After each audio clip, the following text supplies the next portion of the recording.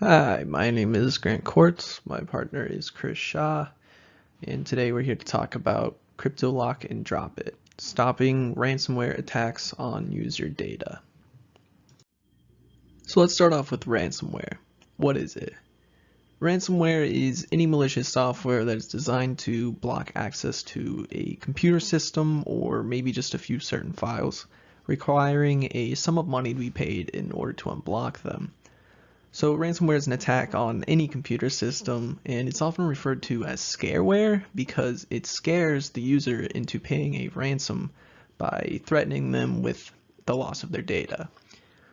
So the creators of this ransomware, the attackers, block access to user files by one of two ways. Screen lock was the original form of ransomware, and in this form of attack, they would lock your screen so that you couldn't click anywhere else or access anything else on your computer or maybe just an application. And this was often accompanied by an alert informing the user of what had happened and maybe giving them an address of where to send the money and things like that. And so while you're stuck on the screen, obviously you can't access your files, and you're tempted to pay this fee just to get your files back. Well, this isn't super effective anymore for a couple of reasons, mainly just because like your average user is typically more aware of these scams, and most of them are fairly easily combated by just maybe restarting your computer or maybe even just removing your hard drives and accessing them from a different computer. The more popular form of ransomware today is encrypting ransomware, and this form is much harder to deal with or counteract because in encrypting ransomware, the attacker targets either a group of users' files or maybe even all of them and scrambles the data inside of them or maybe even the file itself by using an encryption algorithm. And note that there are many different encryption algorithms that the attacker can choose from. So once these files are encrypted with this algorithm, they can no longer be read by the user or by anyone for that matter, unless the files are decrypted using a private key that was generated to encrypt the files originally. So these attacks, much like the screen lock method, will also throw up an alert informing the user of what has happened, and maybe where or how to deposit the funds. So let's say you're a computer user who has been targeted by one of these encryption ransomware attacks, and a bunch of your files have been encrypted. You basically now have three options. One, either pay the ransom. Two, lose these files forever. Or three, you could possibly attempt to decrypt these files yourself using some various techniques or brute force attacks, which, depending on the algorithm used to encrypt your files, could take many years. Here we have just a screenshot of what one of these encryption ransomware attacks might look like. You'll see that on the left side they have your private key will be destroyed on this date with some time left. This is basically saying that once this private key is gone, not even the attacker can decrypt your files. So your files are literally gone forever. There is no way you could access them unless you somehow broke this encryption algorithm and was able to decrypt it yourself, which, as mentioned before, could be almost impossible. They also have things like the address, a Bitcoin address, where to send the money, instructions for users that maybe aren't that tech savvy and need some help figuring out how to pay this fee or understand how to decrypt their files, that type of thing. So now you're probably wondering, what can we do against these ransomware attacks? Well, as most of us are already aware, many anti-malware and intrusion detection systems already exist. Most of them use signature-based detection schemes. And basically the way these schemes work is by analyzing a program based on known malware characteristics and then flagging them based on some previously observed intrusions. So what this means is that these current detection systems only work on malware that has already been created and then discovered. So essentially, it's only going to work on malware that has probably already succeeded in previous attacks. So this isn't very assuring for a user of these systems because malware is constantly changing. In fact, malware is somewhat easy to create for someone with basic programming skills and knowledge of cryptography techniques. So any Joe Schmo out there could create a new piece of malware tomorrow, and it could potentially bypass the majority of existing antivirus systems that are in place today simply because this new piece of malware has never been seen before. So another big problem with a lot of these existing antivirus systems is that they can only detect ransomware that is ran directly from the disk on which they are installed.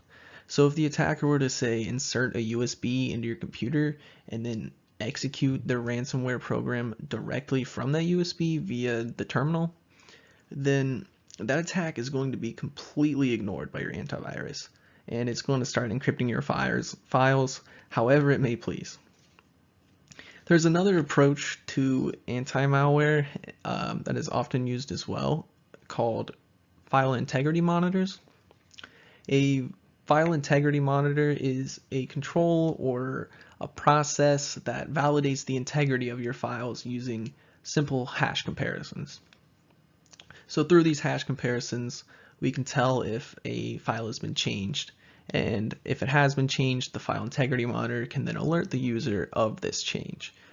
So the purpose of this is that if you're being attacked by some ransomware, the ransomware is going to open your file, encrypt the contents, and then save over the file. So boom, right there, the file integrity monitor notices that, hey, this file has been changed, and it can then ask the user, did you make the change to this file? And obviously, if I'm not the one making the change to that file, I'm going to say, no, I'm not. And right there, we've already stopped our ransomware attack because we know it's happening. The problem with these monitors is that because it's just using simple hash comparisons to determine if a file is changed, it doesn't have a good way of distinguishing between legitimate file accesses and malicious modifications, meaning that the user is going to be given an alert every single time that they change the contents of these monitored files. So this is super annoying for the end user, and it's just not a good solution for a lot of files that are maybe constantly changing, which is the case for a lot of things.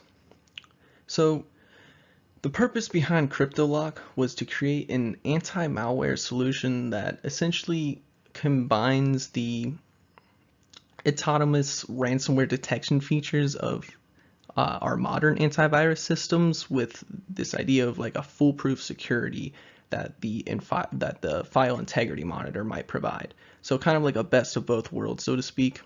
And the way they achieve this is by looking at how it's not by looking at how modern ransomware works, but rather by looking at what the attack is doing to the user's data. So I'll pass this over to Krish, who will explain farther exactly what this means and how Cryptolock uses this information about what the attack is doing to a user's data to build an early warning system for ransomware. So taking into consideration the limitations of these current methods at detecting ransomware, as Grant talked about, CryptoDrop aims to analyze the behavior of ransomware rather than look for it itself. Essentially, they look for encryption behavior, since the ransomware must read the original data, write the encrypted data, and remove the original in some form, whether that be deleting the file or overwriting the original. When the ransomware is encrypting, there are three different behaviors of file deletion. 1. The ransomware will read the original data, overwrite the original file content with encrypted data in place. 2. The ransomware will move the original file, read and encrypt the in place inside of a temporary folder, and then move the file back, hence the importance of tracking file location in this software. And 3. The ransomware reads the original file, writes the encrypted data to a new file, and deletes or overwrites the original one. In order to analyze this behavior most effectively and see exactly what was going on, they utilized three primary indicators: file type changes, similarity measurement, and Shannon entropy. Okay, so the first primary indicator is file type changes. So in any file you have, aside from a text file, whether it's a doc, executable, zip file, or anything else with structure to the file, there's a hex display or signature that's unique to each file type, and it can be used to identify what kind of file one's dealing with. The creators of CryptoDrop cited a well-known utility named File that they use for their detection. File has a large database containing hundreds of these signatures, as well as the files that they identify. Using this, CryptoDrop can track the file type with the signature before and after file creation. So when a file is encrypted through the ransomware, this identifying header will be transformed, as will the rest of the content, into pseudo-random noise. Thus they can use this metric to identify if a file has been encrypted and if the system is under attack. Of course, noting that a single change does not imply the presence of ransomware, as an OS or application update can cause a signature to be altered. Moving on, the second primary indicator is a similarity measurement. Essentially, the premise here is that if a file is encrypted, it will be completely different from the user's original content, which is clear. The idea was to capture the state of the file at one point and use it as a reference to check against it in the future to see what changes and what degree of changes were made. In order to do this, they employed the SD-hash function. This function is a similarity preserving hash function, which is a hash function containing information about the original file. It uses overlapping hashes to perform fuzzy mashing of files and preserve a set of hashes from the original file to compare against in the future. The function will output a score of 0 to 100 based on the similarity between the hashes, 100 being very similar and 0 being analogous to two entirely random sets of data, which is what we might expect from ransomware output. Finally, the third primary indicator is Shannon entropy. Entropy is a mathematical description of the randomness of data, and the Shannon entropy is used by CryptoDrop to measure the randomness of an array of bytes, as shown in the top right, to give a measurement of 0 through 8. A measurement of 0 would represent a heavily skewed distribution of byte values in the array, while a value of 8 would indicate a perfectly even one. When a file goes through an encryption function, each byte value should have an equally high chance of being chosen, thus resulting in an evenly distributed byte array. The idea of using entropy measurements to detect malware has been proposed before. However, it was previously suggested for testing the entropy of the malware itself. CryptoDrop is the first tool to measure the entropy of the user's files themselves as an indicator of transformation. This is possible because while some files have inherently more entropy, such as compressed files or the user's encrypted files themselves, an attack would result in consistently high entropy across all the files being read and encrypted.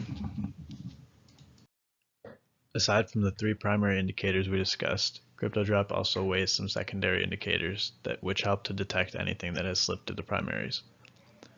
These secondary indicators are deletion and file type funneling. Now obviously deleting files here and there, or a couple at a time, is consistent with most users' behavior. However, if many files begin to be deleted at once from users' documents or similar locations, it may be a signal of a ransomware attack. The second secondary indicator, file type funneling, is when an application reads a large number of files, especially file types, as input and only outputs a single file type. This is common in many user applications, whether embedding files, zipping, etc., but not nearly to the extent of ransomware. This can be detected by assigning a measurement just as the other indicators have, and it can be flagged when a threshold is crossed. Testing for the malware involves setting up a Windows 7 environment with thousands of dummy files with firewall, antivirus, user account control disabled. 2,663 samples of malware were obtained with search terms using known malware names and variant names.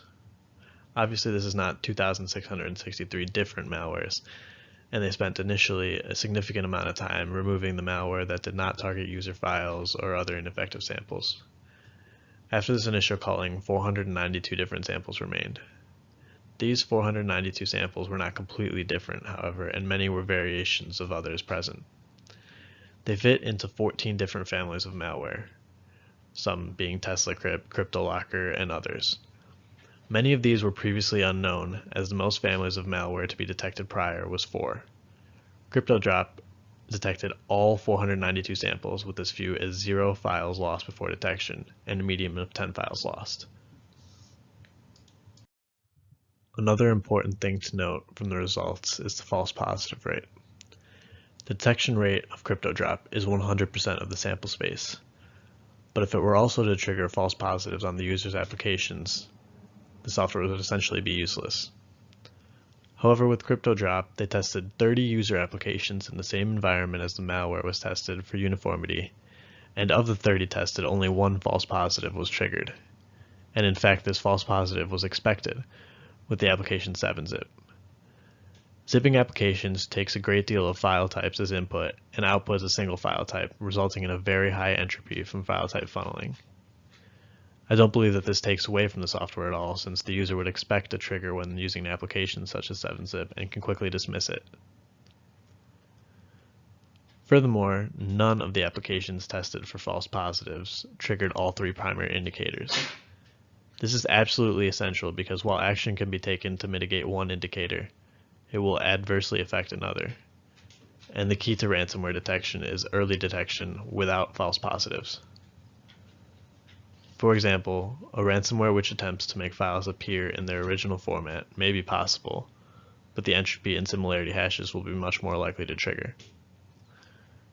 The union of these three indicators proved useful in 93% of sample detection, which is telling of the effectiveness of using multiple metrics versus just one. While depth-first search was expected throughout the ransomware samples, it turned out only TeslaCrypt and its variations behaved that way.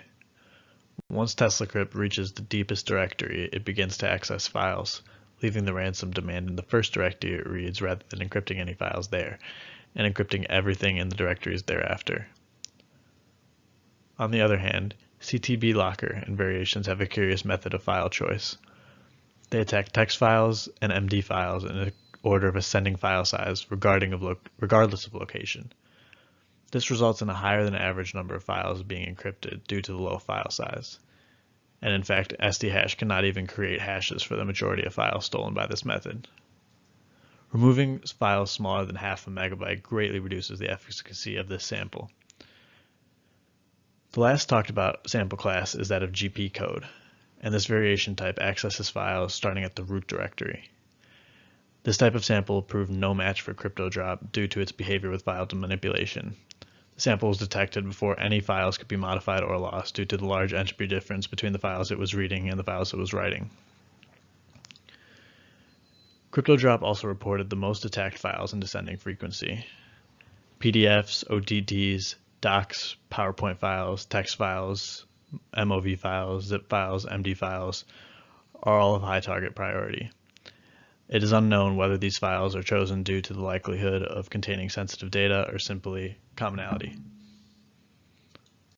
So just as a bit of a recap and some final words, ransomware is a huge and growing problem as technology continues to expand and develop. So there's definitely a need for better malware detection, and at least for the moment, CryptoDrop does a much better job of filling this need than most of our modern anti-malware programs and processes that exist right now. And this is mainly due to its use of the three primary indicators that we discussed earlier. And while these indicators are indeed very effective due to the nature of the relationships that they share, data security in general is kind of like this game of cat and mouse. The attackers are constantly trying to outsmart the malware detection softwares.